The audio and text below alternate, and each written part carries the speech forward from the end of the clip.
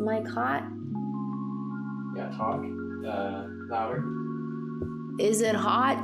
Because I'm hot. For lighting. Yeah.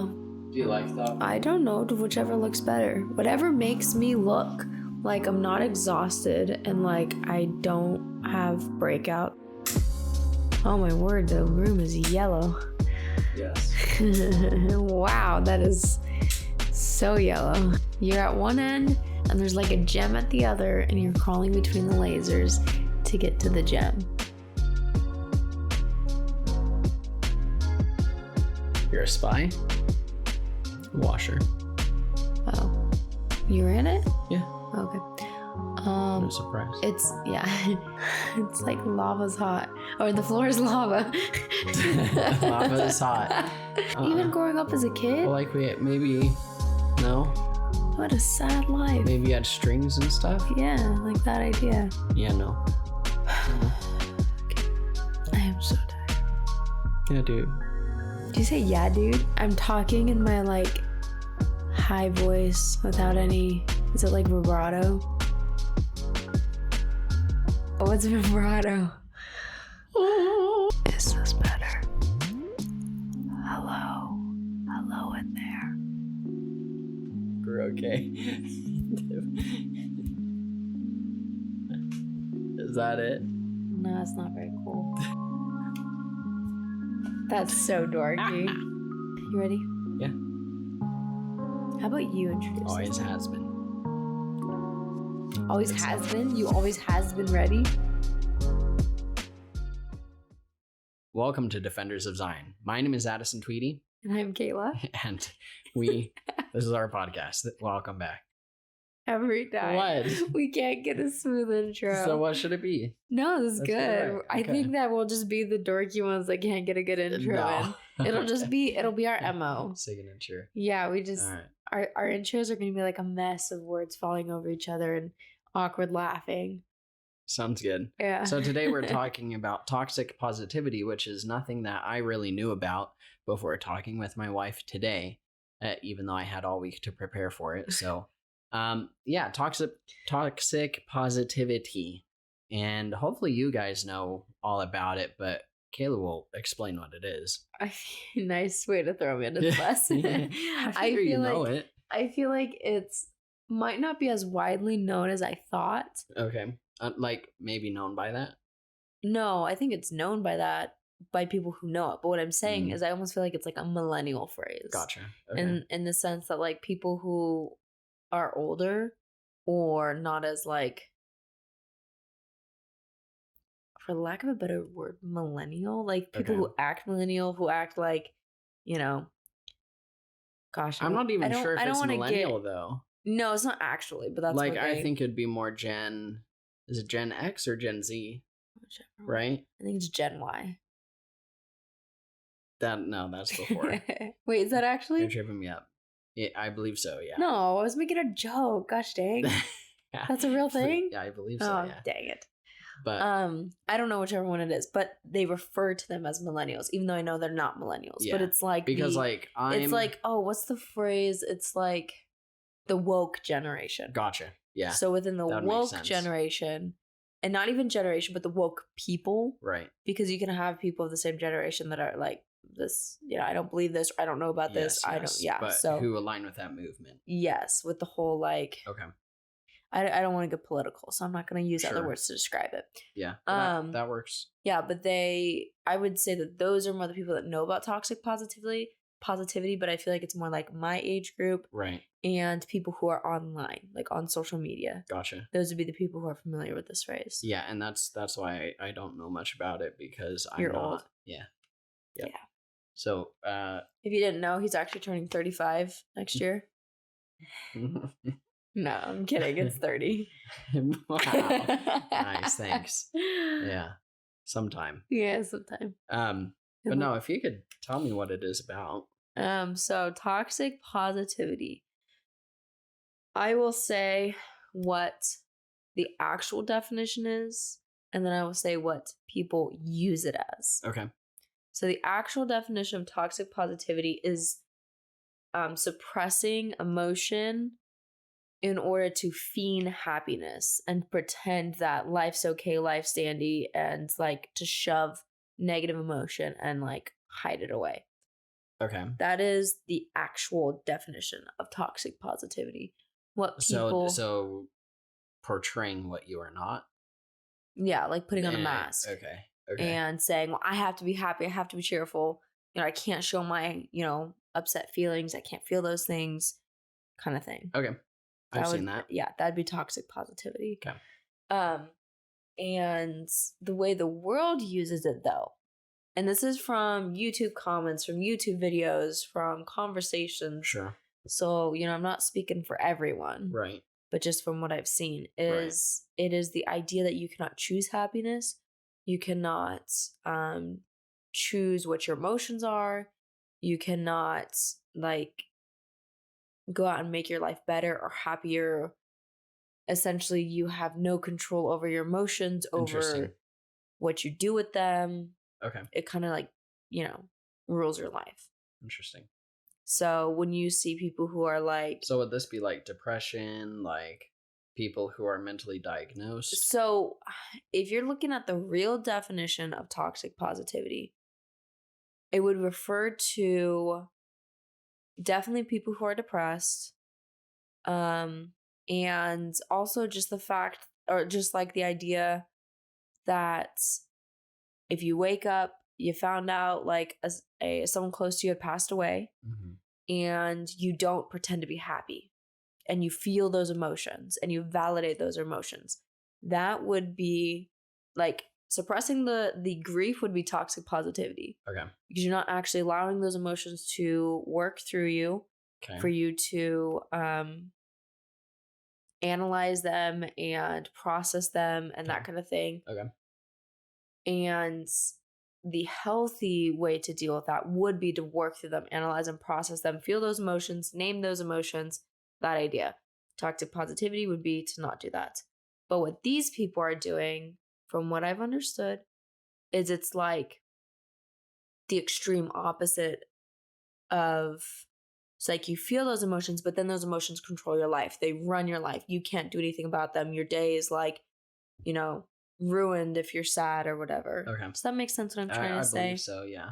So, anyway. Okay, so you have people who believe that you can control your happiness and people who believe that you can't control your happiness. Yeah. But toxic positivity is a little separate from that, in that you are hiding what you really feel and not dealing with your emotions by living with them. Yeah. And instead putting on a fake mask. Yeah, so it'd be like those... A great example of this, and I'm not hating on anyone who is a part of anything like this, but like typically people who are part of MLMs, okay, the whole persona, the whole image that they put on Facebook is fake. Okay. So like a great example of this is Beachbody. They will take their shakes, like they have to drink their shakes, they have to do the exercises.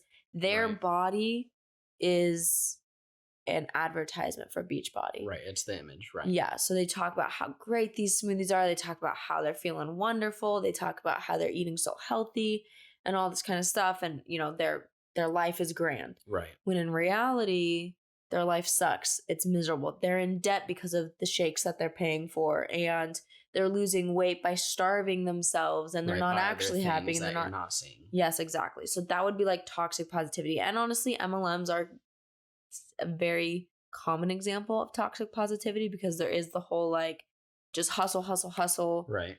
Push, push, push. Right. Working yourself to death. Yeah, it's like not seeing any returns from it. Yeah, all of those it's like those business pages on Instagram that are like, yeah, you've seen them because I've talked to you about them, but they're like, if you want to be a millionaire by the time you're 30, you just have to hustle. You just have to, grind. Yeah. You don't sleep. You don't, ever enjoy your life. You just go, go, go. That would be the like toxic positivity. Gotcha. Is not actually living as a human would live. Okay. And not actually like working through emotions or even sleeping or understanding that even if you saved every single penny, you might not be a millionaire. Right. Some people have to provide for families. Right. Some people have health bills that come up or health emergencies. You know what I mean? Yeah. And so it's this idea that it's almost suppressing what's human is what I feel like toxic positivity is. Interesting. Yeah. And that obviously is not good. Right. No, you should definitely allow deal for the with human your experience. Right. Deal with your emotions and feel them and let them go through. But then what these people then take it as, like we were saying, is choosing happiness. Right. And how that's not a thing. And that's more what I want to talk about, is that Okay. the way they So use it's an that. offshoot. Yes. Okay. As being toxic. Okay. So. Okay. What are your initial thoughts? What do you think? About choosing happiness? Yeah, and just like everything that I've said. I think you can choose your happiness. I really do. I understand, though, that there are some situations where in the moment you might not be able to. Mm-hmm. So when depression hits, when anxiety hits, when fear hits, these are very, very strong emotions. You're dealing with hormones as well, right? too, it's a chemical which you can't fight. You can fight, but hormones are a real thing. Right. And so the chemical dump, once that happens, then you're feeling it. You're on that roller coaster. Whereas you can avoid that trigger. You can derail it. You can derail it. This is what I do, is I wait until I can feel the hormones leaving. And I'll talk more about that when you're done. Okay. Yeah. But I think if you are going to take control of it, preventative measures would be best. So you know what triggers you and you say, okay, I'm going to take a step back and make sure that doesn't happen. I'm grinning because I totally don't do that, even though I know I should. I am not the queen of preventative measures. I'm the queen of rush head on, even though I know it's going to end up exactly the same as it always does. Yeah. And man, that then roller coaster. Get upset that it's the same. Right. I mean, maybe the roller coaster looks fun from the start. You see it looks satisfying. Yeah. That's what I'd say. Right. Like anger looks like it'd be satisfying. Right. But then you get the stomach drop, the heart, and everything. Yes. The loneliness and all that. The things that the anger leads to. Right. Every time. Right. Because anger is not satisfying. Right. So I believe you can avoid that path. Yeah. I do believe that you can choose to be happy before those chemicals hit. Then once they set in, let's say you weren't able to do that first part, at that point, you're a little bit at the mercy of that process. And I've definitely been at the mercy of that. I've felt that pain. And I think everyone has. But at some point, if you have trained yourself or at least taught yourself that you can be happy, or I know in church they say count your many blessings, or other mantras like that. In those lowest of lows, once the chemicals have started to fade away, then those thoughts start coming back for me. And I think, this is my solution. This is how I choose happiness. And then it's up to me at that point to decide if I'm going to take myself out of there, or if I'm going to go for another chemical dump. Yes. Because it seems like once the dump is there, then it recedes. Yep. And then it'll come back again if you don't do anything about it. For me. If you choose it. Yes. Right. So. If you say, oh no, and then, I don't want to cut you off because goodness knows I'm going to go on a long spiel. So. Okay. Is there anything else I wanted to say? Well, yes. In terms of... Well, no, I'll address it at a further question. You're so cute. Thanks. You're so formal. You're like asking yourself questions. It's like, this is not how we have conversations at home. That's the point of this. We're at home. This is a conversation. You're like sweaty. You're asking yourself questions. You're like, do I have more to say about this? Now, that is a good question, Addison. Well, I mean... Obviously, I'm talking more right now than sometimes. Yeah, typically these thoughts are in your head, right? And he'll be quiet for like 5 minutes before finally talking. So what if I start talking like this just normally? It'd be so weird. Then you weird. can hear my thought process. why do you, that's not why do you, I'm sorry. It's weird. Why do you think that way? Right? It's weird that you think that way because I don't think that way. Right. And this is what I'm finding is, this might be stupid, but I've realized that people do not think the way that I think. And that is a whole nother subject because I feel like my brain thinks in a unique way. It's easy to forget. For anyone, I think, though. Yeah. Really. Is that other people aren't experiencing what you're experiencing? Right. Well, it's for some people, they feel that they are the only thing that really exists, that everything else is an imagination. Obviously, that's not this topic. Yeah. But the point being... Well, I feel like it's even the feeling of, I'm the only one that feels this. I'm the only one that knows what this is like. I'm alone. Right. That's common. Yes, because you don't feel what I feel. Yeah. You understand through conversation, but, there's only so much. Yeah. So, anyway. Okay, back to the topic. Okay, so this is like my favorite thing to talk about because goodness knows I am like the queen of choosing anger. She's got a couple of trophies. Yeah, big ones. So, and this is coming from a perspective of depression and anxiety where I have seen 3 therapists. So it's not like I'm just self-diagnosing. Like I have gone through this. I've talked to people. I've worked through this. I've learned the tools. I know what I'm talking about. I've had the experience is what I'm trying to say. Building my credibility, not trying to brag. Right. Bragging about my mental illness. Right, exactly. Anyway, so my point is, in all of that, is, like I said before, I am not the type to prevent because I still think that there's satisfaction in the anger, even though I know there won't be. And I feel like Addison should read my mind. And obviously he can't because none of us have superpowers on this earth. It'd be nice. Yeah, it would be really nice. And so, obviously, because he can't read my mind, excuse me, I get upset that he can't read my mind. And so then you have, like we said, the hormone dump and all that kind of thing. Right. And I literally will get to the point where the hormones have receded. They've recited their anger. Yes. Sometimes that happens. They've receded, and I will sit there. And let me tell you, I can literally choose and sit there and know I'm choosing whether I would be happy and let it go or whether I choose anger. And I'm not talking about Addison does some like big offense to me that I have to let go. It's literally like he won't put the mayonnaise away after he uses it. I forget to close the cupboard door. Yes, seriously. I get frustrated over little things. It's really unfortunate. It's okay. You've probably gotten used to it. I just let the steam go. Yeah, he lets me simmer. So anyway, it'll get to the point where I literally will feel myself choose.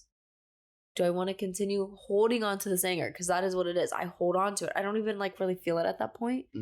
I'd have to cling to the anger to continue to feel it. Interesting. Or do I let it go and choose happiness? Interesting. Okay. Yeah. I also can do that, or I wouldn't say I can do this with my anxiety. That's different. That's a different thought process. But I was going to say that the only thing I actually do try to prevent is fear. I'm afraid of a lot of things. Right. And at night, I'm afraid of the dark. And I try to prevent that from overwhelming me because when those hormones, when the adrenaline kicks in, which I literally can feel the adrenaline dump. Wow. Yeah. Like I can feel my heart start to race.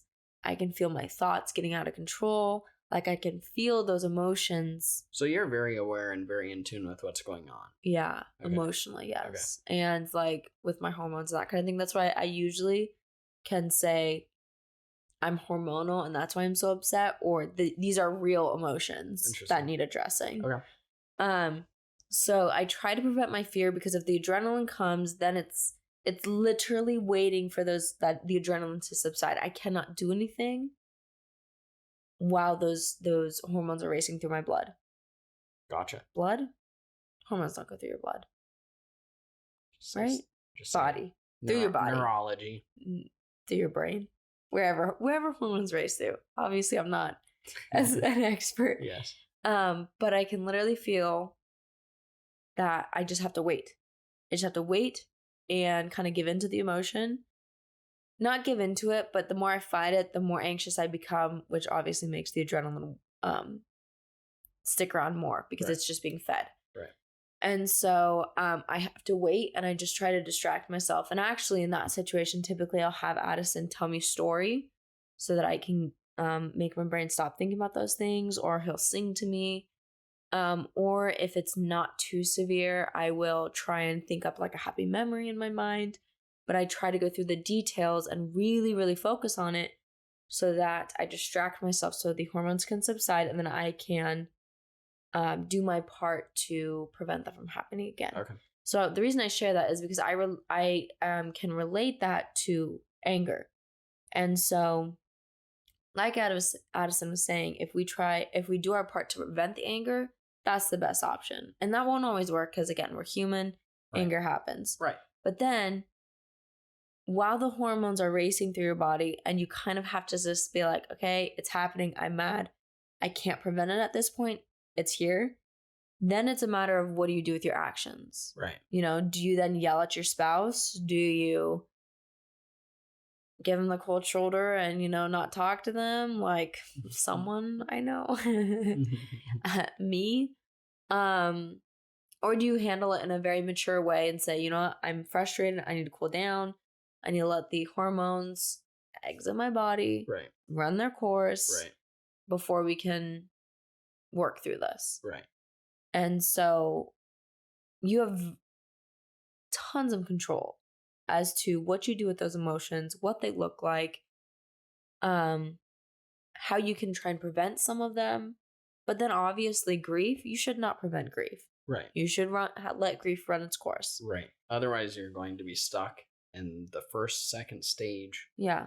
And never progress, never work through it. But does that mean that when your grief has run the course, you then cling to that and you never move on? Right. Because there are tons of people who do that. Yeah. There are lots of people. Well, they feel it's a disservice to others if they let go and move on. If they let go, because then they're forgetting their memory and not honoring a loved one that passed away or anything like that.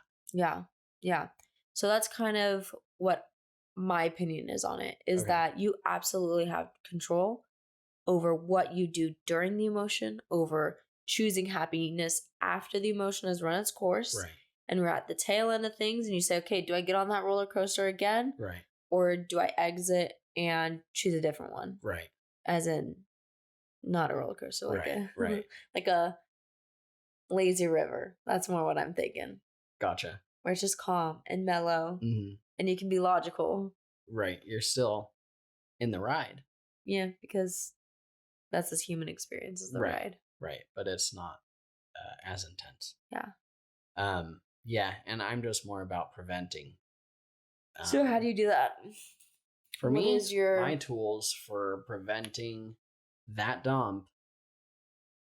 So if I find myself getting upset if you're upset at me or with me. Okay. More often than not, that is going to be my trigger, just because it would be me not understanding why. Okay. Yeah, because I don't talk to you when I'm upset.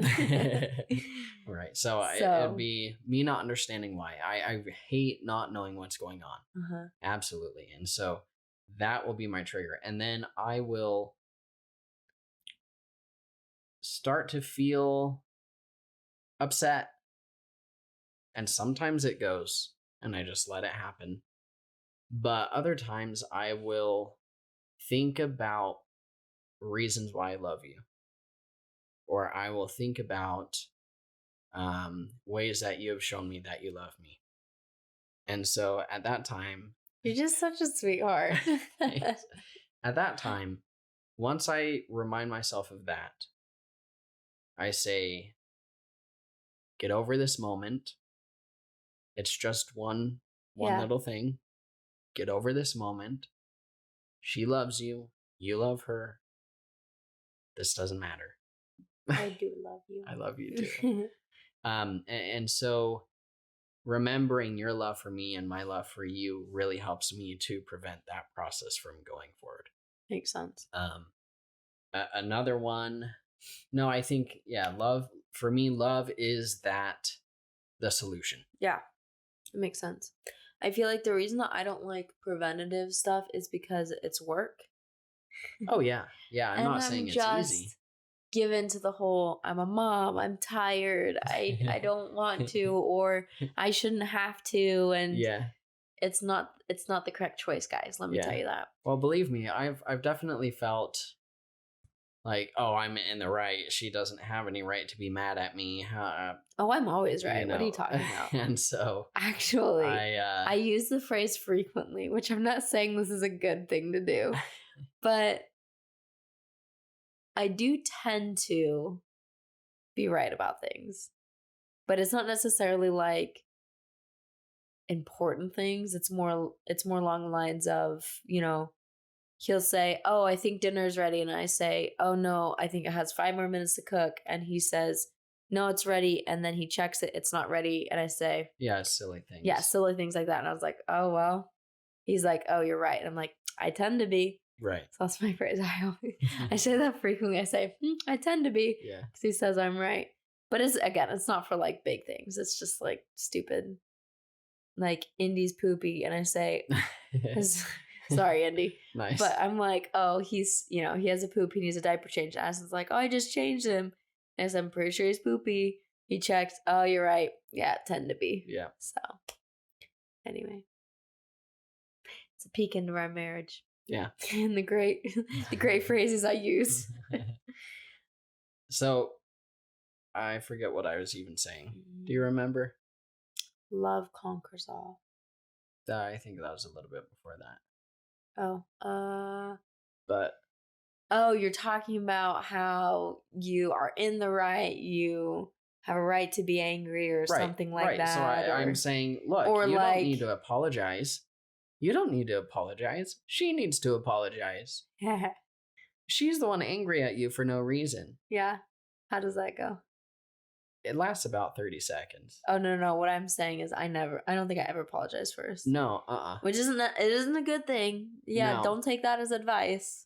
Right. And so what my brain comes to is actually sometimes that reasoning.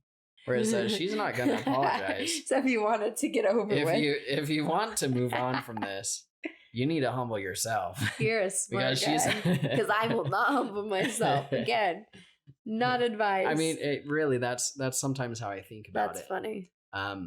But it at least gets me through. It at least gets to the point where like, all right, 3 years going strong. Yeah. Still married. Obviously we're doing something right? Absolutely. Yeah. I was going to say, if I were to do preventative work, which I have done, do you notice when I actually do preventative work where I like prevent from being easily frustrated or?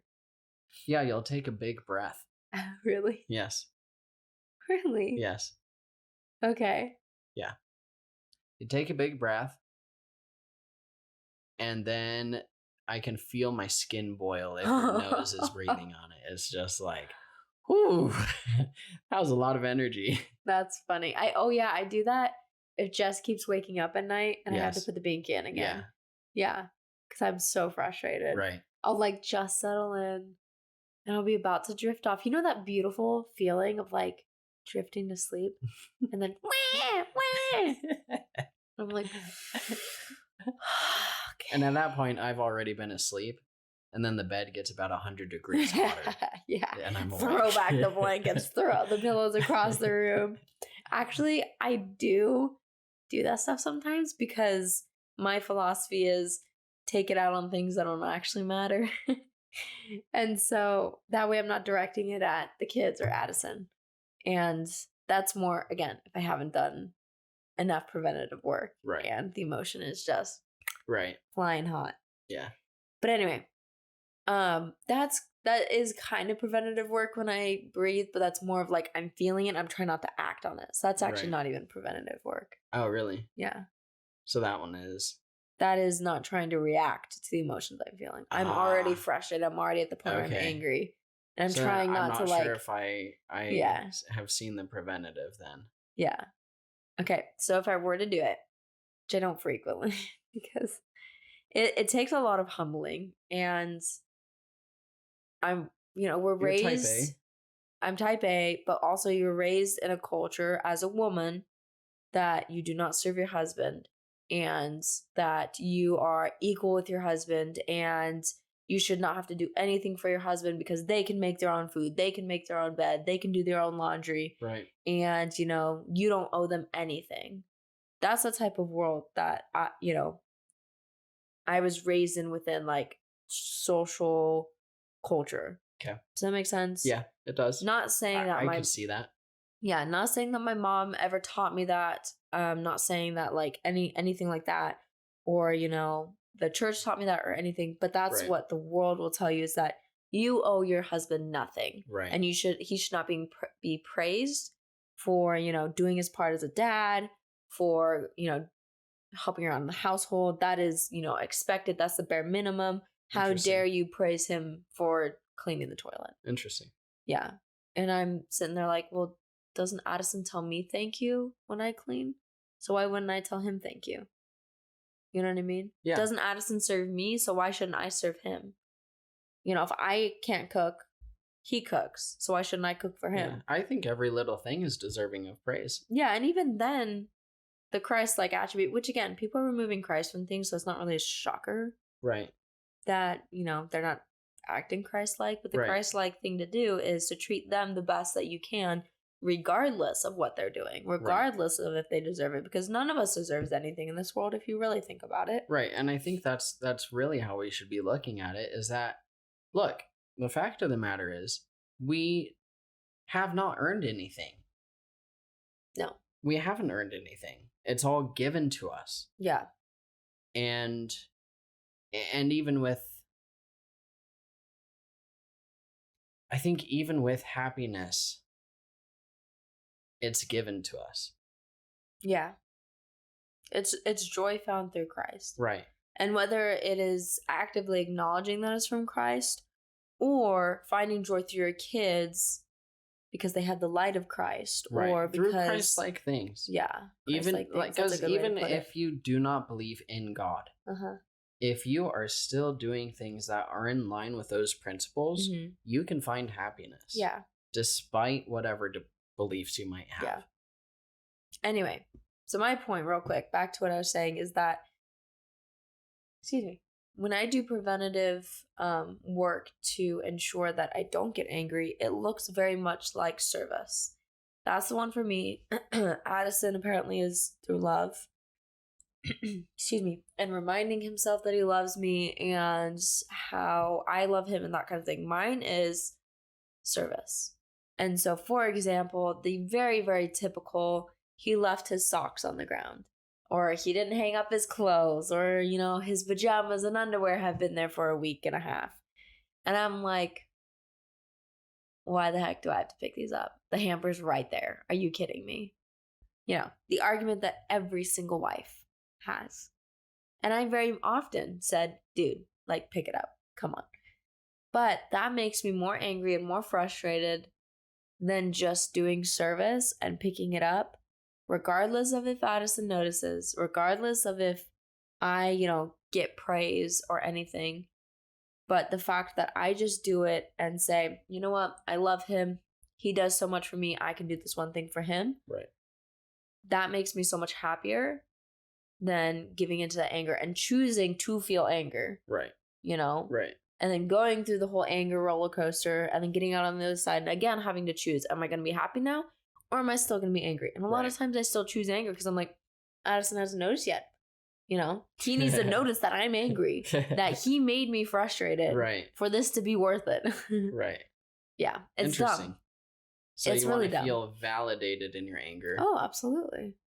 Which I think is what a lot of people feel. They want to feel validated by their emotions. Right. But a lot of times, they take their emotions out on people. Right. About validating emotions. With toxic positivity, someone might not acknowledge your emotions, Okay. right? And they say, hey, count your blessings. Find happiness. Stop being so down in the dumps. Stop wallowing in your sorrows and just be happy. Yeah. What do you think about that? I think that is absolutely the wrong thing to do. Because it is not our place ever to tell people, get over it. You should be happy. Look at everything you have. Why are you upset? Sure. I think better is to be a friend to them and to love them, do service for them. So for example, if I were depressed just because I was going through a season of depression, having someone tell me, oh, just get over it. Look, you have a great husband. You have 2 beautiful kids. You have a home to stay in. I mean, an apartment to stay in and that kind of thing would not help me at all. Versus someone who came over and said, wow, I am so sorry you're going through this. What can I do for you? Sure. And just sitting and chatting with me and helping, raise my spirits that way. Or then saying, wow, I can see that dinner is really hard for you. Let me do that for you. Right. That would do a lot more for alleviating those negative emotions than saying, that's not real, get over it. Right. You know what I mean? Yeah. And so I don't think it's bad to have a gentle reminder of the beautiful things you have in your life. The fact that, like, for example, I do have a husband who loves me and cherishes me. I don't think it's bad for that to be a gentle reminder, but I don't think that should be used to discredit my emotions. Does that make sense? Yeah. You want to have your emotions at least acknowledged. Yes. And if you remember, that's what you do with me when I am going through difficult times. Is I tell you, don't you dare fix me. Right.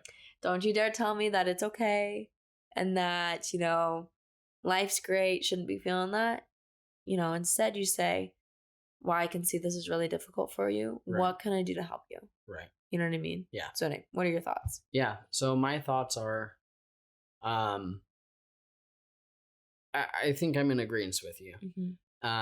With the New Testament, when Christ is speaking, he says, mourn with those who mourn, comfort those who stand in need of comfort. But he doesn't say, mourn and comfort those who are mourning. And I think there's a difference between those two phrases. So mourn with those who mourn, right? If they're in mourning, you mourn with them. Those who stand in need of comfort will let you know that they stand in need of comfort. Okay. They want to be comforted. And they are at that point where they want to start moving on. But sometimes they need your help. Okay. Sometimes they want to help. They need like direction. Right. Yeah. Exactly. And so if you're in mourning, it probably isn't my place to just start comforting you and say, hey, it's all going to be better. Yeah. I'm supposed to mourn with you at that time. And I was talking with you about the Old Testament as well. There's an example where in the Mosaic Law, if there was a woman who was taken in by a man who, like if a village was conquered and these people were taken as prisoners and a woman was married to a man. Oh, yeah. She had every right to mourn for her lost family or her lost husband or whatever she had before. Every right to. And her captor had to allow her to mourn as long as she needed to until she chose to turn to him. Yeah. And I think that's kind of the same thing. It's that law. It's understand that people have every right to their emotions, that they need to work through them themselves. That's their choice. And you are there alongside to not even be a cheerleader, to just be someone to listen and to love and to serve. Right. Yeah. Right. Because if you are down in the dumps and you're feeling sorry about yourself, it is not going to be helpful. If someone, but I think also you'll have people who will be down in the dumps with you. And I hate that. Yes. Where like your depression becomes their depression. And yes. And you like feed off each other. I know how you feel. Oh, my heart hurts for you. And like, but it's not even that as much as like, then they get super negative. Yes. But so it'd be like, if I were sharing something that's hard, then they would get super negative. Okay. So for example, let's say again, this is not a real example. Addison left the toilet seat up and I'm all negative and mad. I'm like, gosh, he left the toilet seat up. And she says, I say she because typically friends are she's to me. And she says, gosh, I know what you mean. Husbands are the worst. Like right. I just, they're so frustrating. I don't even know why, It's like feeding that negative energy. Yes. Right. So I think it's important to be with them, but also to, it's almost like being neutral. Like you don't want to be like that cheerleader that's like, it's okay, we can conquer this. Come on, beat that depression. Right. But then you don't want to be the person that's like, yeah, your life does suck, and gosh, men are the worst. They're just dogs. Who are we hating today? Like that thing. Yes. Who are we? No, it's literally like, who are we gossiping about today? Yes, that idea. So it's like neutral. It's neither one of those. Right. Yeah. Yeah, I agree with that. So that's where I go. Or that's the angle that I come from is mourn with them if they're mourning, but as soon as they need comfort, also be there too. Yeah. I think it's also like be able to show them where light and happiness comes from when they're ready. Yeah. So. Absolutely. So.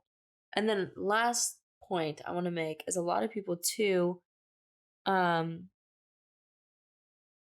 it's almost like when they talk about not toxic positivity, you cannot not acknowledge your blessings or the things in your life that are happy and positive. You know what I mean? It's almost like it's kind of like that argument of privilege. You're supposed to check your privilege. Okay. But it's not something you should be happy about. Does that make sense what I'm saying? I'm lost. Okay, so for example, if I lived in a big, beautiful house, yes, but I was depressed, yes, people would say, "Wow, check your privilege." Right, we saw that with the past year pandemic. Yes, yes. Check your privilege. You live in a 3,000 square foot house. I'm in a 700 square foot house with 6 babies. You know, right. I'm upset. You don't have a way to be upset. Right. Yeah, and so I think it's important, very, very important to count your blessings. And there actually is a lot of studies that back the importance of gratitude and counting your blessings and how wonderful it can be for your mental health. Right. And I've heard many psychologists agree with this and like therapists and that kind of thing. Yeah. But what the world does is they almost take that happiness of those blessings from you, or they want to, and they want to say that's a privilege, but it's not something you should be happy about. Right. That it's almost like they're trying to bring you down to their level. Right. And say, or not even bring you down to their level. They're trying to like rob your happiness. Yeah. And say that's not a blessing, that's a privilege. Right. Kind of thing. Right. You don't deserve happiness. You don't deserve to feel those emotions. Yeah, well, I think that thing about privilege is, it really is just blessings. Yeah, when you're acknowledging your privilege, it's blessings. And not saying, people say check your privilege, you're white. I'm not saying being white is a blessing. I'm saying not having to be discriminated against due to your skin color is a blessing. Right. And that is something, I unless I go to somewhere where white people are discriminated against, I won't ever have to experience that. And I do see that as a blessing. That is something that will never be a trial in my life. Right. And I can't fully comprehend people who do have to deal with that. Right. You know what I mean? Yeah. And so when people say check their privilege, I feel like they're really saying, you're blessed, but you shouldn't be proud of it. Right. Right. You should be ashamed of it. Ashamed of yourself for having those blessings. Yes. Which is ridiculous. Right. Yeah. And what comes to mind for me with that is that you should always be grateful for what you have. Be grateful for even what little blessings you have. Mm-hmm. Because again, everything is given to you by God. Yeah. And so if you're pushing that aside and saying, I'm not grateful for this blessing, you're denying the gifts of God. Mm-hmm. You're saying, hey, this isn't a good gift. Why did you give this to me? Or not even that. This is not something I can be proud of. Yeah.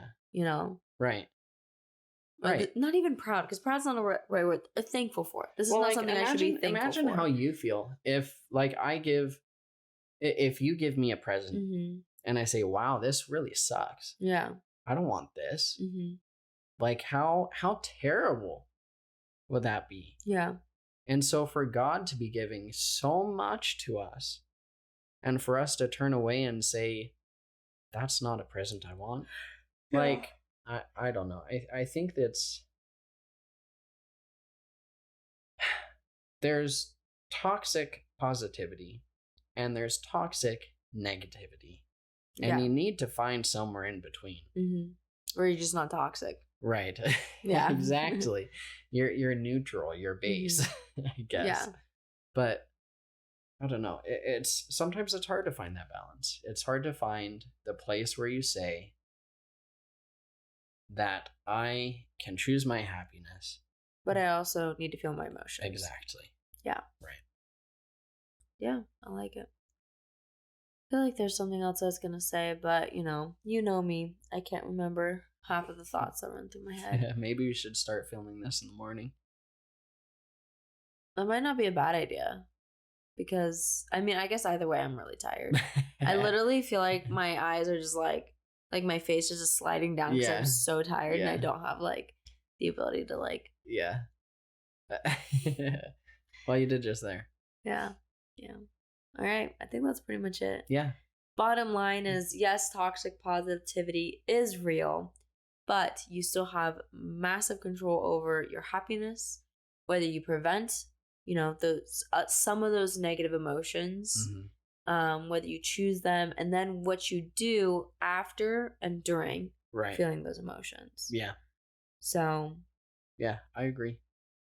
And how this ties in with building Zion or defending Zion, because I kind of want to bring it back into the podcast and the what? We just haven't talked about this before. Okay. Yeah, it just came to mind. So, okay. How it ties into defending Zion is where the pure in heart are. It's where those who have true happiness are. And so if we can find the place where we can mourn